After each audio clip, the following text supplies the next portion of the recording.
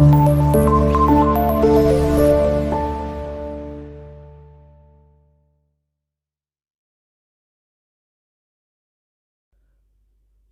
To dream TN department. இன்றைக்கி நம்ம இந்த வீடியோவில் எதை பற்றி பார்க்க போகிறோம்னு பார்த்தீங்கன்னா, டிஎன் யூஎஸ்ஆர்பி போர்டு நடத்துகிற எஸ்ஏ எக்ஸாமோட வேர் டு ஸ்டடி பற்றி தான் பார்க்க போகிறோம். அதை வந்து எப்படி படிக்கிறது, எங்கே படிக்கிறது, எப்படி ஸ்டார்ட் பண்ணுறது அப்படின்றத பற்றி தான் இந்த வீடியோ நம்ம பார்க்க போகிறோம். வாங்க வீடியோக்குள்ளே போகலாம். ஃபர்ஸ்ட் ஆஃப் ஆல் நம்ம படிக்கிறதுக்கு முன்னாடி கண்ணை மூடிட்டு எல்லா பாடமும் படிக்கணுன்றது ஒன்று அவசியமே கிடையாது. ஏன்னா நமக்கு சிலபஸ்னு ஒன்று கொடுத்துருக்காங்க. அந்த சிலபஸில் இருக்க டாபிக்ஸ் மட்டும் நம்ம கவர் பண்ணாலே போதும். இப்போ எல்லா சப்ஜெக்ட்டும் பார்த்தீங்கன்னா, எல்லா சப்ஜெக்ட்டும் ஒரே மாதிரி படிக்கிற மாதிரி இருக்காது. ஒரு சப்ஜெக்ட் வந்து ஃபுல் புக் கவர் பண்ணுற மாதிரி இருக்கும். சில சப்ஜெக்ட்லாம் வந்து கரெக்டாக டாபிக் படிக்கிற மாதிரி மட்டும்தான் இருக்கும். அதுக்கேற்ற மாதிரி தான் இந்த வேர் டு ஸ்டடி எந்தெந்த சப்ஜெக்ட் எந்தெந்த லெவலில் படிக்கணுன்றதையும் நம்ம டீட்டெயிலாக எக்ஸ்பிளைன் பண்ணியிருக்கோம். ஃபர்ஸ்ட் நம்ம வந்து படிக்க போகிற சப்ஜெக்டே நம்ம ஸ்ப்ளிட் பண்ண போகிறோம். இப்போது சிலபஸ் வைஸ் என்னென்ன சப்ஜெக்ட் படிக்க போகிறோம், அடுத்து ஃபுல் புக் என்னென்ன சப்ஜெக்ட் படிக்க போகிறோம் நம்ம வந்து ஸ்ப்ளிட் பண்ண போகிறோம். இதில் பார்த்தீங்கன்னா சிலபஸ் வைஸ் நம்ம படிக்க போகிற சப்ஜெக்ட்லாம் பார்த்தீங்கன்னா ஹிஸ்ட்ரி, ஃபிசிக்ஸ், கெமிஸ்ட்ரி இந்த 3 சப்ஜெக்ட் மட்டும் தான் பார்த்தீங்கன்னா நம்ம சிலபஸ் வைஸ் படிக்க போகிறோம். என்னடா இவ்வளோ இருக்க சப்ஜெக்ட்டில் நம்ம இந்த 3 சப்ஜெக்ட் மட்டும் தான் சிலபஸ் வைஸ் படிக்க போகிறோம்னு பார்த்தீங்கன்னா, ஆமாம், சிலபஸ் வைஸாக படிக்க போகிறது பார்த்தீங்கன்னா இந்த 3 பாடம் தான். இதுலேயுமே ஃபிசிக்ஸ் பார்த்தீங்கன்னா என்ன தான் நம்ம சிலபஸ் வைஸ் படிக்க போகிறோம், ஆனால் ஃபுல் புக் கவர் ஆயிரும். ஆனால் ஹிஸ்ட்ரி வந்து நம்ம டாபிக் வைஸாக கொண்டு போக போகிறோம். பேலன்ஸ் வந்து புக்கில் இருக்க அந்த do you know then box கொஸ்டின்ஸ்லாம் நீங்கள் படிக்கிற மாதிரி இருக்கும். அது இல்லாமல் நீங்கள் சிலபஸ் வைஸாக டாபிக் வைஸாக இப்போது ஃபஸ்ட்டு ஸ்டார்டிங்லேருந்து இண்டஸ் வேலி சிவிலைசேஷன்லேருந்து ஆரம்பிச்சிங்கன்னா தென் நவீன இந்தியா வரையும் நீங்கள் படிச்சிங்கனாலே தாராளமாக போதும். அதனால் ஹிஸ்ட்ரி வந்து நம்ம டாபிக் வரியாக போனாலே போதும். தென் கெமிஸ்ட்ரி வந்து பார்த்தீங்கன்னா லெசன்ஸ் அதிகமாக இருக்கும். ஆனால் கெமிஸ்ட்ரியில் நீங்கள் எல்லா லெசன் படிக்கணும் அவசியம் இல்லை. நமக்கு தேவையான இப்போ தனிமம் சேர்மங்கள் அதில் வந்து இப்போ 7th ஒரு பாடம் 9th ஒரு பாடம் இருக்குன்னா அது மட்டும் படித்தாலே நமக்கு போதும். அதுக்கேற்ற மாதிரி தான் சிலபஸ் வைஸ் படிக்கிறது இந்த 3 பாடம். தென் ஃபுல் புக் படிக்கிறது வரும்போது எக்கனாமிக்ஸ் ஃபஸ்ட்டாக ஏன் போட்டுருக்குன்னு பார்த்தீங்கன்னா, எக்கனாமிக்ஸில் டோட்டலாக இருக்கிறதே 15 லெசன் தான். அது நம்ம ஆரம்பிக்க போகிறது பார்த்தீங்கன்னா எக்கனாமிக்ஸ் தான் ஆரம்பிக்க போகிறோம். அது ஏன் என்னன்றது நான் டீட்டெயிலாக உங்களுக்கு எக்ஸ்பிளைன் பண்ணுறேன். ஃபுல் புக் சப்ஜெக்ட்டில் பார்த்தீங்கன்னா 4 சப்ஜெக்ட் இருக்குது. Economics, polity, geography, biology. இந்த 4 சப்ஜெக்ட் பார்த்தீங்கன்னா நம்ம ஃபுல் புக் கவர் பண்ணி ஆகணும். அது இல்லாமல் பயாலஜி மோஸ்ட் இம்பார்ட்டன்ட். ஏன்னா லாஸ்ட் டைம் நடந்த பிசி கொஸ்டின்லேயே பார்த்தீங்கன்னா 2 கொஸ்டின் நம்ம இன்ஜெக்ஷனை பற்றி கேட்டிருந்தாங்க. அதுவுமே ஒரு பாக்ஸ் கொஸ்டின்லேருந்து கேட்டிருந்தாங்க. நம்ம பயாலஜியில் நம்ம இருக்க டாப்பிக்கில் இருந்தால் மட்டும் கேட்பாங்கன்னு பார்த்தா பாக்ஸ் கொஸ்டின் அந்த இடத்துல ஒரு ரோல் ப்ளே கன்ஃபார்ம் பண்ணியிருந்தது. அதனால் கண்டிப்பாக நம்ம இதை பற்றி டீட்டெயிலாக பார்ப்போம். ஃபர்ஸ்ட் நம்ம வந்து ஃபுல் புக் சப்ஜெக்ட் பார்த்துருவோம். இப்போ ஃபுல் புக் கவர் பண்ணுற சப்ஜெக்ட்டில் பார்த்தீங்கன்னா ஃபஸ்ட்டு ஏன் எக்கனாமிக்ஸ் போட்டிருக்கேன்னா 15 சப்ஜெக்ட் தான் இருக்குது. மொத்தமே 15 லெசன் தான் இருக்குது. இந்த 15 லெசன் வந்து ஏன் ஃபஸ்ட் போட்டிருக்கேன்னா, இப்போ ஆஸ் எ பிகினராக நீங்கள் ஸ்டார்ட் பண்ணுறீங்கன்னா ஃபஸ்ட்டு ஒரு 15 நாள் நம்ம உட்காந்து படிக்கிறதுக்கே நமக்கு ஒரு சலுப்புத்தனம் வரும் பார்த்தீங்களா, அதெல்லாம் அவாய்ட் பண்ணுறது தான். இந்த 15 லெசன் நீங்கள் வந்து உட்காந்து படித்தா அதிகபட்சம் 2 நாளே முடிச்சிடலாம். இருந்தாலும் ஏன் இந்த 15 லெசனுக்கு வந்து at least 1 week to 2 week time கொடுக்குறோன்னா, நம்ம கொடுக்குற டைமில் கரெக்டாக நம்ம படிக்கணுன்றக்காக தான். எக்கனாமிக்ஸில் இந்த 15 லெசன் பார்த்தீங்கன்னா 6th ஸ்டாண்டர்டில் ஒரே ஒரு லெசன் இருக்குது, 7th ஸ்டாண்டர்டில் 2, 8th 2, 9th 5 லெசனும் 10th 5 லெசன் இருக்குது. இதில் வந்து நீங்கள் 10th இருக்க 5 லெசன் படித்தாலே ஓரளவுக்கு கவர் ஆயிரும். ஆனால் 6th வந்து கொஞ்சம் பேசிக் டேட்டாலாம் கொஞ்சம் ஈஸியாக இருக்குது. அதனால் இந்த எக்கனாமிக்ஸ் நீங்கள் ஃபஸ்ட்டு படிக்க ஆரம்பிச்சிங்கன்னா ஃபஸ்ட் நீங்கள் படிக்கிறது பழகிடுவீங்க. 2வது ஏன் பாலிட்டி போட்டிருக்கீங்கன்னா, பாலிட்டி வந்து படிக்க ரொம்ப இன்ட்ரெஸ்ட்டாக இருக்கும். எல்லாமே நம்ம சின்ன வயசுலேருந்து படித்ததில் ஸ்டாட்டிஸ்டிக்காக தான் இருக்கும். ஒன்றுமே இப்போ நம்ம இந்தியாவோட முதல் பிரதமர் யாருன்னு கேட்டால் நம்ம தாராளமாக சொல்லுவோம். அதே மாதிரி தான் எல்லாமே இதில் இருக்க தான் ஸ்டாட்டிஸ்டிக் ஜிகே தான் பாலிட்டியில் அதிகமாக இருக்கும். அதனால தான் பாலிட்டி வந்து பார்த்தீங்கன்னா நான் செகண்ட் ப்ரையாரிட்டி வந்து பாலிட்டி கொடுத்துருக்கேன். இப்போ நீங்கள் எக்கனாமிக்ஸ் முடிச்சு பாலிட்டி போகும்போது எக்கனாமிக்ஸ்க்கு 15 லெசன் படிக்கிறதுக்கு உங்களுக்கு என்ன டைம் ஆச்சோ அதே டைமில் நீங்கள் ஈஸியாக பாலிட்டியை படித்தே முடிச்சிருவீங்க. ஆனால் இது 32 லெசன். தென் அதுக்கப்புறம் பார்த்தீங்கன்னா ஜியாகிரஃபியில் பார்த்தீங்கன்னா 6th to 10th வரையும் ஒரு 37 லெசன்ஸ் இருக்குது. ஆனால் இதில் நீங்கள் வந்து மோஸ்ட் இம்பார்ட்டன்ட் 10th இருக்க 7 லெசன். நீங்கள் ஃபஸ்ட்டு பாலிட்டி ஆரம்பிக்க மற்ற லெசன்லாம் பார்த்தீங்கன்னா மற்ற சப்ஜெக்ட்லாம் நீங்கள் வந்து 6th ஆரம்பிங்க. ஆனால் ஜியாகிரஃபி மட்டும் ஸ்டார்டிங்கே நீங்கள் 7th 10th ஸ்டார்ட் பண்ணிங்கன்னா தான். ஏன்னா அதில் இருக்க மோஸ்ட் இம்பார்ட்டன்ட் அந்த 7 லெசன் நீங்கள் கவர் பண்ணிங்கனாலே தாராளமாக போதும். அதுலேயும் ஃபஸ்ட்டு 5 லெசன் வந்து வெரி மோஸ்ட் இம்பார்ட்டன்ட். அதனால் அந்த ஃபஸ்ட்டு 5 லெசன் நீங்கள் வந்து எப்படி நீங்கள் படிப்பீங்கன்னு தெரியாது. ஆனால் புரிஞ்சு படிச்சிட்டிங்கன்னா தான் நீங்கள் கிளியர் பண்ண முடியும். முதல்லேருந்தே எஸ்ஏ எக்ஸாம்லாம் பார்த்தீங்கன்னா நீங்கள் மனப்பாடம் பண்ணாலே போதும். ஆனால் இப்போ இருக்க எஸ்ஏ எக்ஸாம் அப்படி கிடையவே கிடையாது. நீங்கள் புரிஞ்சு படித்தா மட்டும்தான் முடியும். அப்புறம் 4th ஒன் வந்து பார்த்தீங்கன்னா பயாலஜி வந்து நீங்கள் அட்டை புரிஞ்சு படித்தா மட்டும்தான் தாராளமாக படிக்க முடியும். அதனால் கொஞ்சம் புரிஞ்சு படிக்கிறதுக்கும் நீங்கள் பழகிக்கோங்க. தென் வந்து நம்ம சிலபஸ் வைஸ் படிக்க போகிறோம். அதாவது சிலபஸ்னாலே டாபிக் வைஸாக இந்தந்த டாபிக் கவர் பண்ணால் போதும் அப்படின்னு பார்க்க போகிற சப்ஜெக்ட் பார்த்தீங்கன்னா 3 சப்ஜெக்ட் தான். அதில் ஃபஸ்ட் ஒன் பார்த்தீங்கன்னா ஹிஸ்ட்ரி கொடுத்துருக்கேன். ஏன் ஹிஸ்ட்ரி கொடுத்துருக்கேன்னா ஹிஸ்ட்ரியில் ரொம்ப டாபிக் அதிகம். இப்போ 14 டாபிக் வந்து மெயின் டாப்பிக்கும் ப்ளஸ் சப் டாபிக் இதுலேருந்து கேள்வி வரலாம் அப்படின்ற மாதிரி பார்த்தீங்கன்னா ஒரு 9 டாபிக்ஸ் இருக்குது.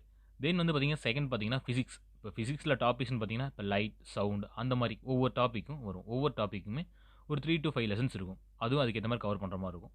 தேர்ட் ஒன் பார்த்தீங்கன்னா கெமிஸ்ட்ரி. கெமிஸ்ட்ரியில் பார்த்தீங்கன்னா ஒரு 11 டாபிக்ஸ் இருக்குது. அதையுமே நம்ம கவர் பண்ணிக்கலாம். இப்போ நம்ம இதை எப்படி படிக்கிறதுன்னு பார்ப்போம். எப்படி படிக்கிறதுன்னு பார்க்கும்போது, நான் முதல்ல சொன்ன மாரி தான். எக்கனாமிக்ஸ் நம்ம ஃபர்ஸ்ட்டு ஆரம்பிச்சிட்டோம்னா, அது ஒரு 15 லெசன் ஈஸியா முடிஞ்சனால, செகண்ட் வந்து பாலிட்டி நமக்கு ரொம்ப இன்ட்ரெஸ்ட்டா இருக்கும். அதையும் சீக்கிரம் படிச்சு முடிச்சுருவோம். நமக்கு அந்த 21 டேஸ் கழிச்சதுக்கப்புறம் நம்ம படிக்கிறதே நம்ம ஒரு ஹேபிட்டா மாறிரும். அதனால தான் அதுக்கப்புறம் பிசிக்ஸையும், கெமிஸ்ட்ரியும் கம்பைன் பண்ணி படிக்கிற மாரி நான் போட்டிருக்கேன்.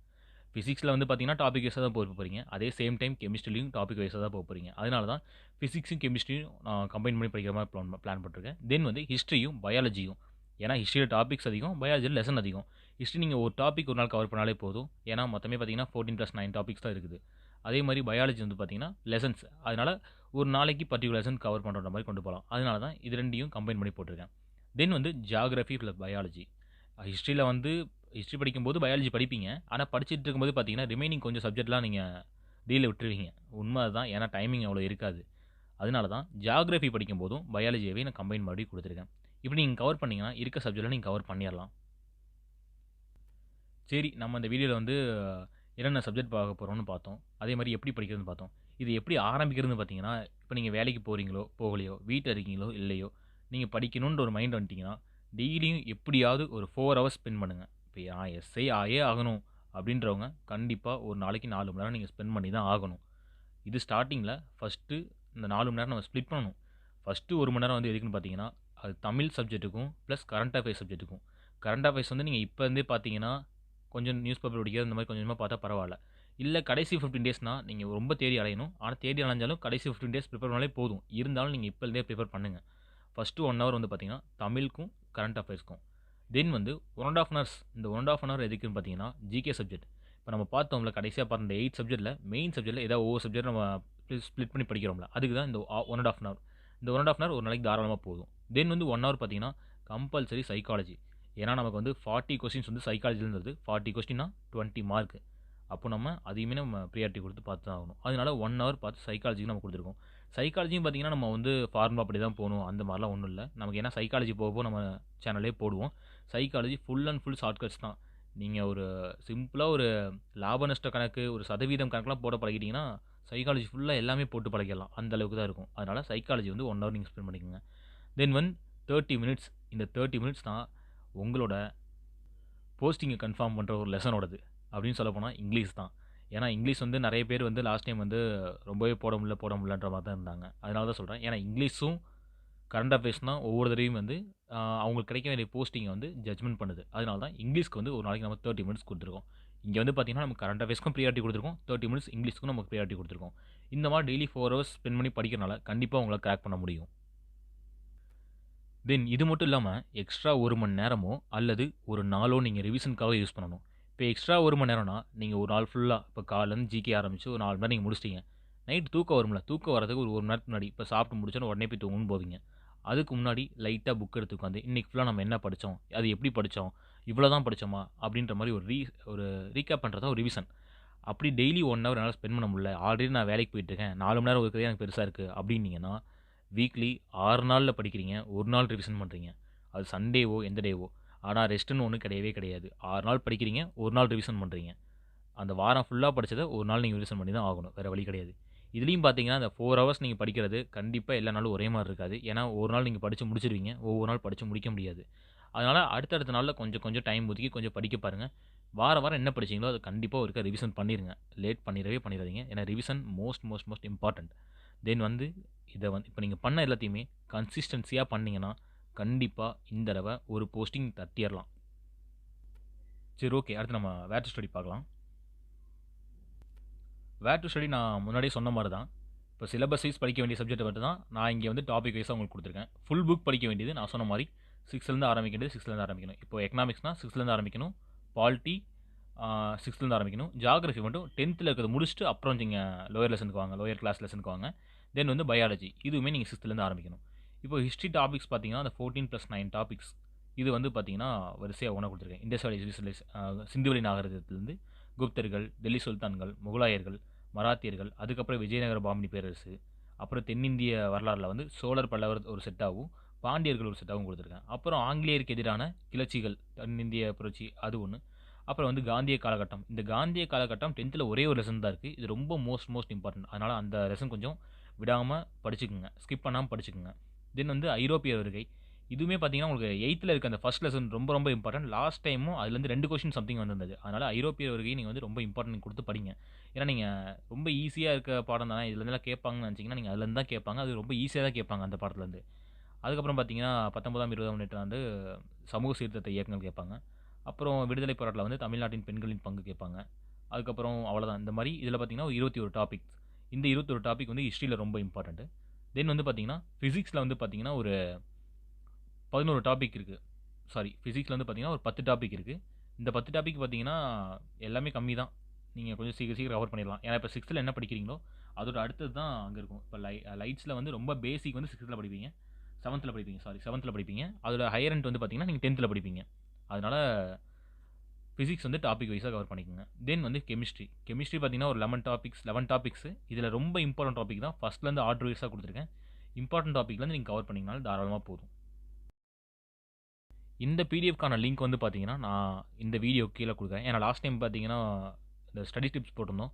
அதோட பிடிஎஃப் லிங்க் நெறைய பேர் கேட்டிருந்தீங்க. நான் ஆக்சஸ் குடுக்காம ஒருத்தர் கமெண்ட்ல மட்டும் குடுத்தனால, ரொம்ப பேர் அதுக்காக ஆக்சஸ் கேட்டுட்டே இருந்தீங்க. நான் குடுக்கவே இல்ல. இப்போ அதுக்கு ஆக்சஸும் குடுத்துட்டேன். அதே வீடியோல அந்த பிடிஎஃப்பும் லிங்க்கும் நான் குடுத்துட்டேன். அதே மாரி இந்த பிடிஎஃப் பார்த்தீங்கன்னா, இந்த வீடியோவோட கீழ நான் டிஸ்கிரிப்ஷன்ல நான் மென்ஷன் பண்ணிர்றேன். அதனால செக் பண்ணிக்கங்க. தென் ஓகே காய்ஸ், படிக்க ஆரம்பிச்சுருங்க. Thank you. நம்ம ட்ரீம் எப்பவுமே டிஎன் டிபார்ட்மெண்ட் தான்.